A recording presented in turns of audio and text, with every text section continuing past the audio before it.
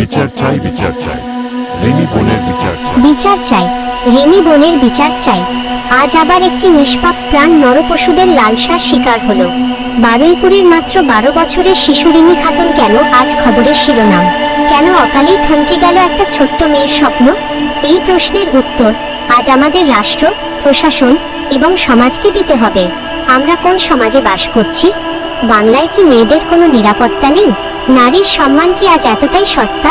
12 বছরের একটা অবুঝ শিশুকে যারা এভাবে ছেড়ে খেয়, তারা মানুষ নামের কলঙ্ক। যদি এই সমাজ আজ জেগে না ওঠে, তবে আমরা কার কাছে আমাদের মা বোনদের সম্মান আর নিরাপত্তা চাইব? চুপ করে থাকার দিন শেষ। আজ যদি আমরা রিমির পাশে না দাঁড়াই, তবে আগামীকালে শিকার হতে পারে অন্য কোনো বোন বা কন্যা। আসুন, দলমত নির্বিশেষে আমরা সবাই এক হয়ে আওয়াজ তুলি।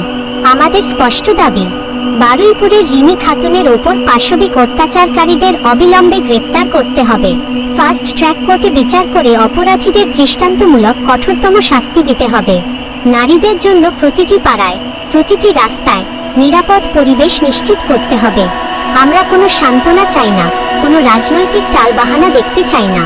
আমরা শুধু বিচার চাই, অন্যায় যেখানে, প্রতিবাদ সেখানে। রিমি বোনের বিচার চাই, দিতে হবে।